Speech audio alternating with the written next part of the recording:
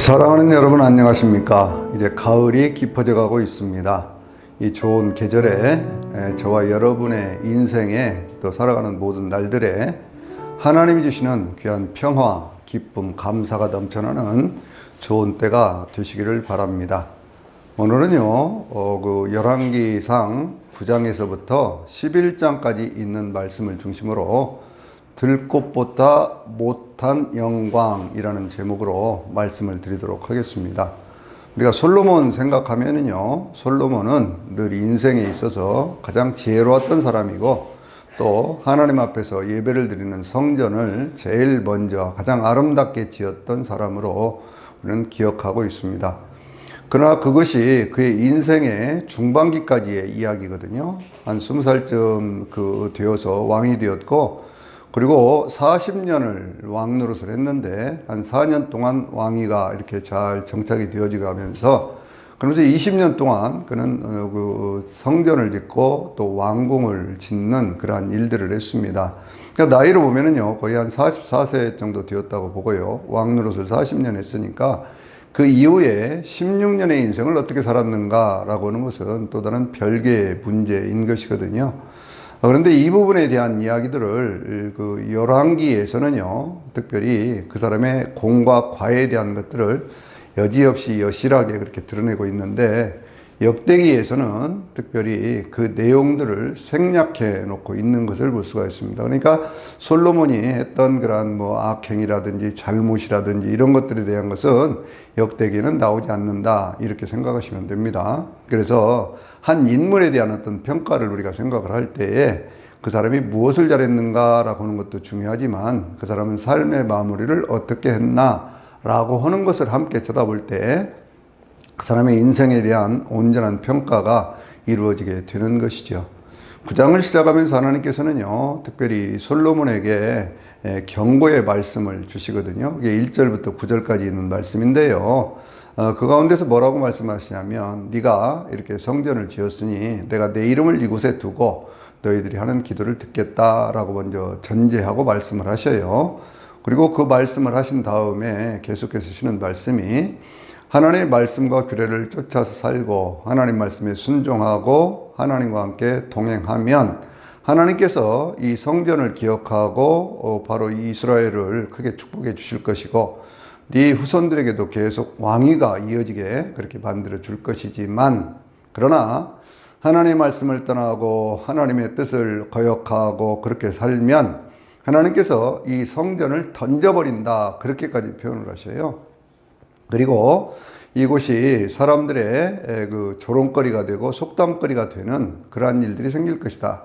이 성전이 높은 곳에 있다고 할지라도 라고 말씀하거든요. 왜 그러냐면 그곳은 예루살렘에서도 가장 높은 곳, 모리아산에 세워졌던 성전이기 때문에 가장 높은 곳에 세워졌던 성전이에요. 누구나 보든지 볼 수 있는 곳에 있었지만 그것이 오히려 버림을 받고 사람들의 조롱거리가 되는 일이 생길 것이다. 왜? 하나님의 말씀을 어기고 하나님의 뜻을 따라서 살지 않았기 때문이다 라고 말씀을 하시는 거거든요.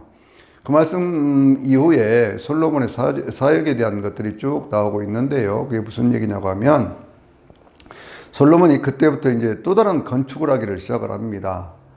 일종의 건축 마니아가 됐다고 그럴까요? 뭐라고 얘기를 할까요? 그렇게 해가지고 그 사람은 남은 생애 전체에도 계속해서 건축을 해가는 그런 모습을 볼 수가 있는데, 거기에 건축을 온 이스라엘 땅에 전체를 하기 시작합니다. 무려 7번 내지 8번 건축하고 하는 그러한 내용들로 계속 반복되고 있는 것을 볼 수가 있습니다. 그러면 이 이스라엘의 어떤 그러한 성전을 짓고 또 왕궁을 지었던 그 백성들이 계속된 그러한 건축 속에서 심한 노역에 시달렸을 것 아닙니까? 그것을 지금 성경이 밝히 드러내서 말하는 것은 나중에 르호보암 때 말씀을 하고 있지만 그러한 일들이 계속되었다고 얘기해요. 그러면서 이제 솔로몬은 그 가나안 땅의 7족속들, 그러니까 이제 이스라엘 백성들이 가나안 땅을 정복해 들어가면서 그 땅에 살던 남아있는 사람들을 전부 종으로 삼아가지고요, 그 사람들이 일꾼으로 부리는 그 모습들을 우리에게 보여주고 있습니다. 그리고 그 이후에 이스라엘 사람들은 군대의 어떤 군으로서 혹은 감독으로서 그렇게 그 사람들을 쓰는 것을 볼 수가 있죠. 히람이라고 하는 두로 쪽에 있던 왕이 있지 않습니까? 그 왕이 이 솔로몬에게 백향목도 보내주고 뭐 여러 가지 어떤 잣나무도 보내주고 여러 가지 금은 보화를 보내준 것에 감사해서 솔로몬이 갈릴리 지역에 있었던 성읍의 20개 이상을 그것을 두루에게 주는데 와서 보니까 별로 좋지를 않거든요. 그러니까 나에게 준 것이 형제야 나에게 준 것이 이런 것이냐라고 은근히 불평하는 그런 모습도 보여주고 있습니다. 솔로몬은 계속해서 무엇을 하느냐 그러면요 이제 중개무역을 해요. 중개무역을 해서 오빌이라는 곳에서 금을 가져오기 시작하고 또 뭐 그 어떤 그 여러 가지 많은 것들을 이렇게 그 가져오기 시작하는데 그 심지어는 그 가져오는 것들의 이 품목들을 보면요 금만 있는 것이 아니고 거기에 보석들도 있고요 또 뭐가 있느냐 그러면 그 가운데 어떤 공작이라든지 혹은 원숭이라든지 뭐 이런 것들까지 들여오는 그 모습을 우리가 볼 수가 있습니다. 그러니까 솔로몬은 중개무역을 통해서 엄청난 부를 이렇게 쌓아가기 시작하는데 그 쌓아가는 그런 부의 내용을 보면 자기가 히람이라고 하는 그런 왕이 보냈던 금이 120달란트 그러니까 지금 우리 돈으로 생각해 보면 한 5천억 이상 되는 그런 금을 가져오고 또 무역을 해서 거둬들인 그런 금들이요 그것이 얼마큼 되느냐 한 430 달란트 그렇게 얘기를 하니까요. 그것도 거의 뭐 한 2조 정도 되는 그러한 그 금이었다 이렇게 볼 수가 있어요. 그리고 이제 스바 여왕이라고 하는 그런 여인이 그 금을 가져오는데요. 솔로몬이 얼마나 지혜로운가를 알아보기 위해서 왔습니다. 이렇게 와가지고 금을 가져오는데 그때도 120달란트를 가지고 왔다고 그러거든요. 그러니까 그 금의 어떤 그런 내용만 해도 한 3조 정도 되는 그 내용이 아닙니까? 거기에다가 이제 또 솔로몬이 가졌던 그런 금이 얼만큼이냐 그러면 무역을 통해서 거두어들인 금이 10장 14절에 있는 말씀을 보면요 거기는 얼만큼이라고 그러냐 666달란트라 그렇게 얘기를 해요. 그러니까 그것도 한 2조 5천억 그러니까 이 솔로몬이 그냥 쓰던 어떤 그런 금만 하더라도 그것이 거의 6조 이상 되는 그런 금을 가지고 살았다. 그러니까 얼마나 참 그 사치하고 방탕하는 그런 모습들을 그렇게 보여주는지를 모르겠어요. 엄청난 그런 금, 은, 보석, 온갖 진귀한 것들, 뭐 그런 것들을 다 가지고 오거든요. 그러니까 이제 솔로몬이 그렇게 막 그 많은 것들을 가지기 시작하니까 그때부터 이 솔로몬이 교만해지기 시작하는 겁니다. 얼마큼 교만해지느냐 그러면 그가 이제 이 왕궁을 짓는데 왕궁이 이 성전보다 더 큰 규모로 지었다고 그랬잖아요. 성전보다 더 큰 그런 규모로 지어놓고 그렇게 했는데 거기에다가 자기 왕좌를 하나 만들어요. 어떻게 만드느냐? 상아로 만들어서요. 그래가지고 거기다 금을 씌웁니다. 그리고 양쪽 옆에다 사자상을 만들어 놓고 6계단을 만드는데 6계단을 올라가는 것을 백단목이라고 하는 것으로 만들거든요. 백단목은 뭐냐 그러면 소나무과에 속한 그러니까 붉은 빛을 따는 적송과에 속한 거예요. 적송 그런 것이기 때문에 굉장히 귀한 건데 이것은 뭐 레바논이라든지 혹은 이쪽 그 이스라엘 땅에서는 나지 않는 것이거든요. 그것은 어디서 오느냐? 인도에서 오는 겁니다. 그러니까 인도에서부터 그걸 수입을 해가지고 그것을 6층계를 만들어 놓고 양쪽 옆으로요. 거기에다가 사자상을 만들어서 그렇게 해가지고 자기의 왕자를 이렇게 만들어요. 상아로 만들어 놓고 그 전체를 밑에까지 전체 금으로 오는 층계도 그렇고 자기가 있는 왕자도 그렇게 만들고 왕자 뒤에는 또 동그란 그런 모양을 만들어서 자기가 온 세상을 통치하는 왕인 것처럼 그렇게 표현을 하고 있어요. 여러분 이 이야기가 무엇을 상징하고 있을까요? 그것은 세상 모든 것들을 창조하신 하나님 그분을 위한 성전을 옆에다 지어놓고 바로 그 옆에다 자기의 왕궁을 지었는데 그 왕궁의 크기를 실질적으로는 성전보다 더 큰 규모로 지어놓고 거기에는 왕자를 세상에는 어떤 왕들도 가지지 않았던 그런 왕자를 만들어서 실질적인 통치자가 자기라고 하는 것처럼 그렇게 교만해져 버리는 그런 모습을 우리에게 보여주고 있습니다. 솔로몬이 어떤 얼만큼 사치를 했느냐면요. 거기에 있는 자기 금방패를 만드는데 거기에 금방패 하나에 들어가는 것이 얼만큼이냐? 한 8kg 정도 되는 그러니까 그 600세겔 그렇게 얘기를 하니까요. 그것이 한 8kg 정도 되거든요. 그것은 한 200개 정도 만들고요. 또 300세겔짜리 그것을 한 300개 정도를 만들어서 그렇게 해가지고요. 전체 자기가 이렇게 출입을 할 때, 그러니까 어떤 성전에도 들어가고 무엇을 하고 그렇게 할 때는요, 금방패를 든 사람들이 쫙 도열을 해서 쓰게 만드는 그 모습을 보여주고 있어요. 그러니까 실질적인 통치자가 누굽니까? 하나님을 인정하지 않는 쪽으로 자꾸 가는 거예요. 하나님을 그냥 섬기기는 섬기는데, 그것이 전체적으로 그렇게 모든 것들을 다 금으로 싸서 그 금 가운데 있는 솔로몬의 모습을 보여주고 있는 것이거든요. 그러면서 이제 이 솔로몬이 또 뭘 만드느냐 그러면 그릇들을 만드는데, 그 그릇이 어떤 것들이냐 그러면 그 레바논에서 가져왔던 그러한 백향목으로 만든 그러한 궁에 쓰는 모든 그릇들이 다 금그릇이었고, 그리고 솔로몬이 먹는 모든 그릇들은 다 금으로 만들었다, 이렇게 표현을 하고 있어요. 모든 것들을 그런 식으로 해 나가는 것을 볼 수가 있습니다. 근데 거기서 그냥 그치는 것이 아니지요. 솔로몬이 너무나 많은 부를 누리고 너무나 많은 그런 것들을 가지고 있다 보니까 자연히 그것은 어디로 흘러갈까요? 그것은 사치하는 쪽으로 흘러가게 됩니다. 사치하는 그것이 극에 달하기 시작하니까 향락으로 빠져 들어가게 되는 것이거든요. 그러니까 이제 이 솔로몬이 어떤 그런 하는 그 모든 모습들 가운데 어떤 것이 있느냐 그러면요, 가운데 그 솔로몬의 유명한 것이 있죠. 그것은 뭐냐면 이 후궁이 700명, 첩이 300명, 그렇게 얘기를 하고 있습니다. 결혼도 누구하고 했죠? 결혼도 애굽의 여인하고 했잖아요. 애굽의 그 공주하고 했거든요. 그런데 그 1000명이나 되는 그런 여인들이 대부분이 누구냐 그러면 이스라엘 여인들이 아니고 전부가 다 거의 그 암몬 족속이라든지 모압 족속이라든지 에돔 족속이라든지 하는 그 주변에 있는 나라의 이방 여인들을 택해서 그렇게 해가지고 그 여인들과 함께 통혼하고 그렇게 그것을 하는 것을 볼 수가 있어요. 그러니까 이것은 자연히 무엇을 가져올까요? 예루살렘이라고 하는 것이 그때가 지금으로부터 생각하면 한 7, 800년 되는 뭐 그런 때 아닙니까? 2800년, 900년 전 얘기인데 거의 3000년 되는 그런 얘기인데, 근데 예루살렘이라고 하는 것이 얼마나 컸겠습니까? 그런데 그곳에 솔로몬의 첩들 또 후궁들만 해도 1000명이니까 예루살렘 전체가 거의 대부분 그 여인이 살던 그런 집들로 채워져 있다, 이렇게 볼 수도 있는 것이죠. 지극한 어떤 향락의 도시, 쾌락의 도시가 되어져 버린 겁니다. 거기다 어떤 일이 있습니까? 그 앞산에다가 그 여인들이 섬기던 그런 산당이라든지 혹은 그 우상을 섬기는 그러한 것들을 무수하게 지었다, 그렇게 얘기를 하고 있거든요. 그러니까 사치, 향락, 그리고 또 뭐예요? 우상숭배로 빠져들어가는 그러한 모습을 우리가 볼 수가 있는 거예요. 그러니까 이 솔로몬이라고 하는 어떤 인물에 대해서 우리가 얘기를 할 때 어떤 환상을 가지면 안 되는 것은, 그가 하나님 앞에 기도하고 지혜를 얻어서 성전을 지었다, 여기서 끝나면 안 된다, 그 말씀이에요.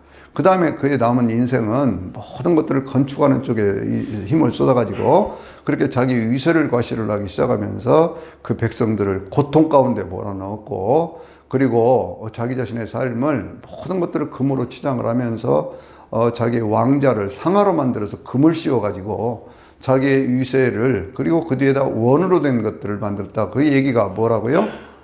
자기가 하나님 같은 존재다라고 하는 그런 것을 보여주잖아요. 여러분 보세요. 성전에 있는 하나님이 계시다고 하는 지성소 안에 있던 언약궤는요, 그것은 크기가 그렇게 되지 않지 않습니까? 5규빗, 그리고 뭐 1.5규빗, 그리고 1규빗 밭, 그런 정도니까요.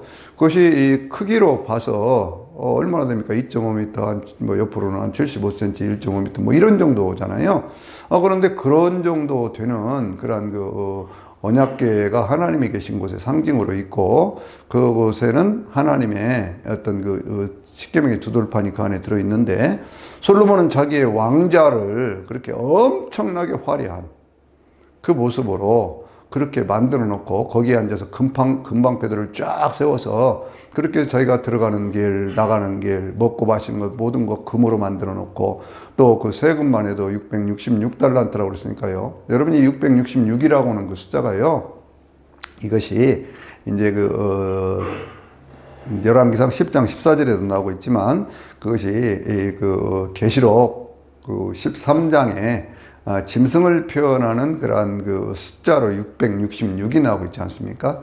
인간의 모든 욕망과 쾌락과 어떤 그 모든 것들이 다 담겨져 있는 숫자가 666이거든요. 근데 그것을 솔로몬의 세금의 수입하고 맞춰놨다고 하는 걸 생각해 보면 우리가 그 생각해야 될 것들이 많이 있다 그 말씀이에요.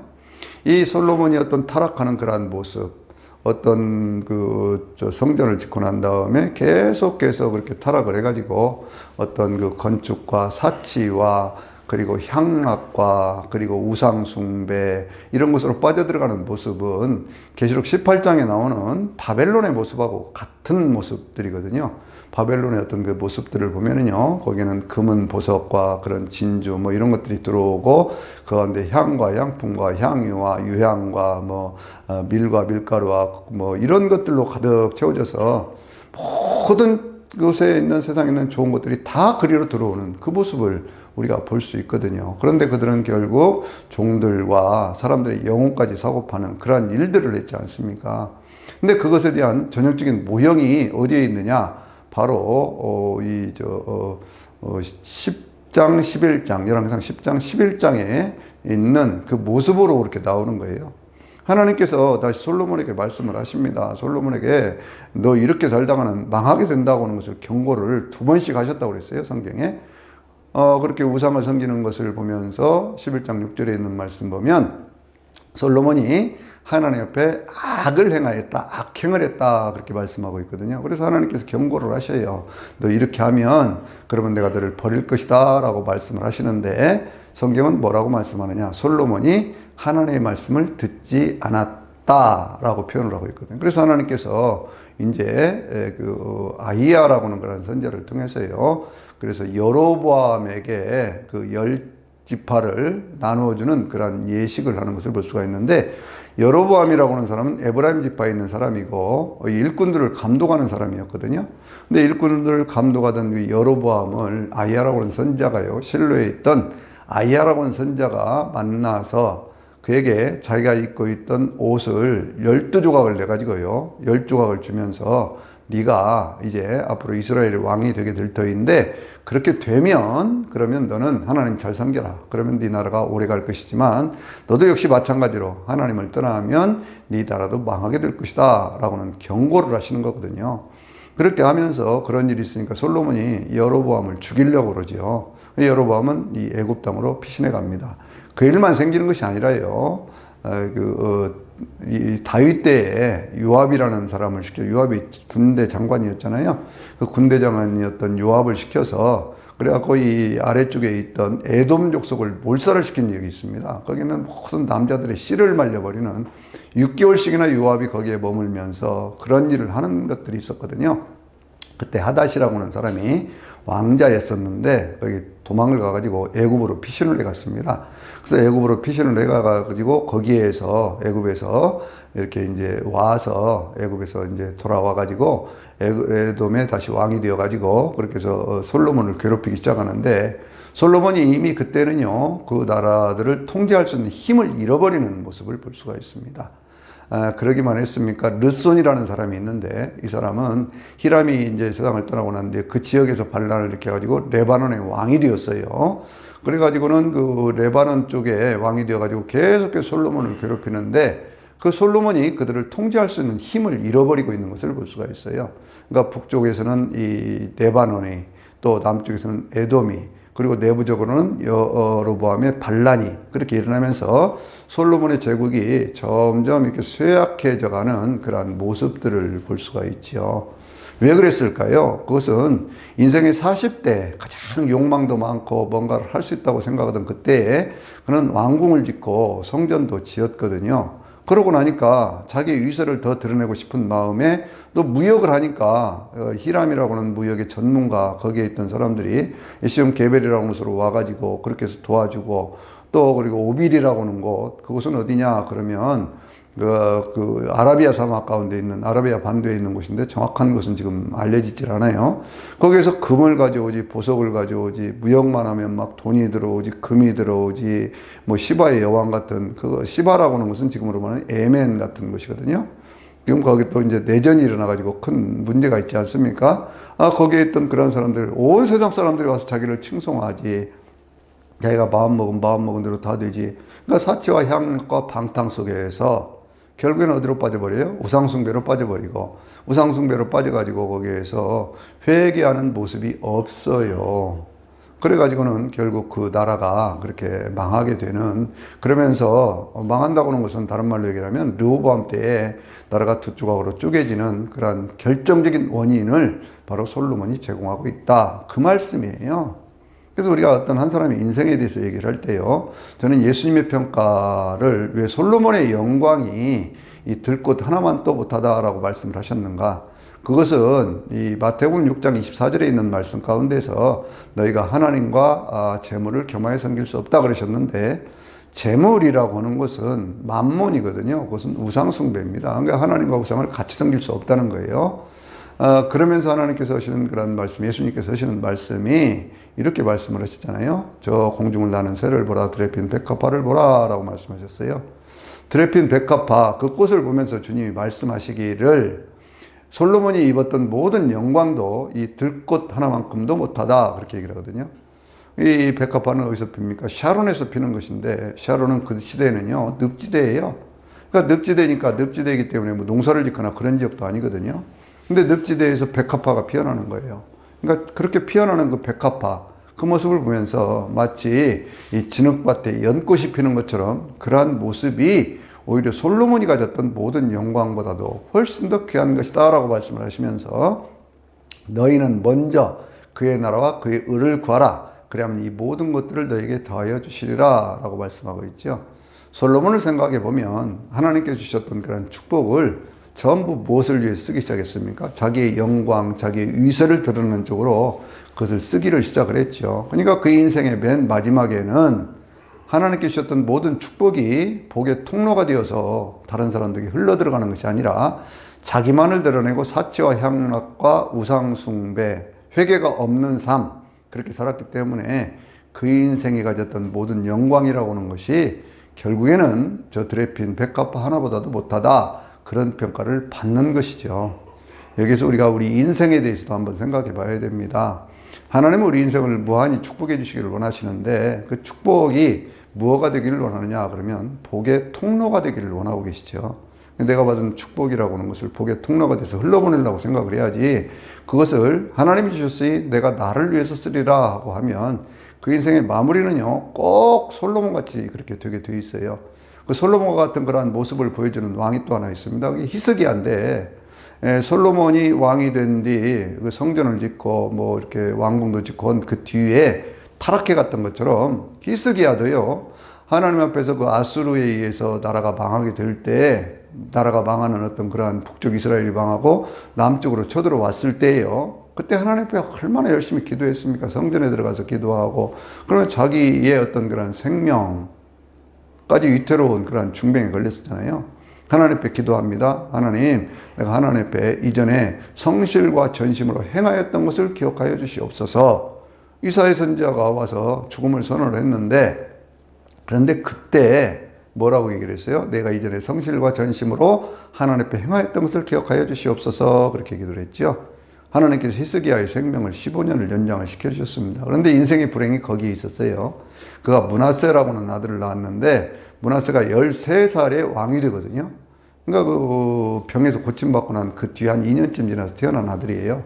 이 아들이 아주 개망나니 짓을 하면서 그렇게 해가지고요, 나라 전체를, 이스라엘이 결국 남쪽 유다가 망하는 그러한 이유가 왜 생겼느냐? 그 므낫세가 46년을 통치를 하면서 온통 우상 숭배하는 쪽으로 그렇게 만들어 버렸거든요.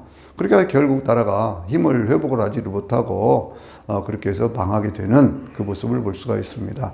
솔로몬의 인생에 대해서 우리가 생각을 하면서 꼭 기억해야 될 것, 그것은 뭐냐 그러면, 하나님은 내 인생에, 우리들의 인생에 축복해 주시기를 원하고 계시고 우리의 삶의 필요를 채워주셔요. 그럴 때 절대로 거기에서 더 넘어가서는 안 된다, 그 얘기예요.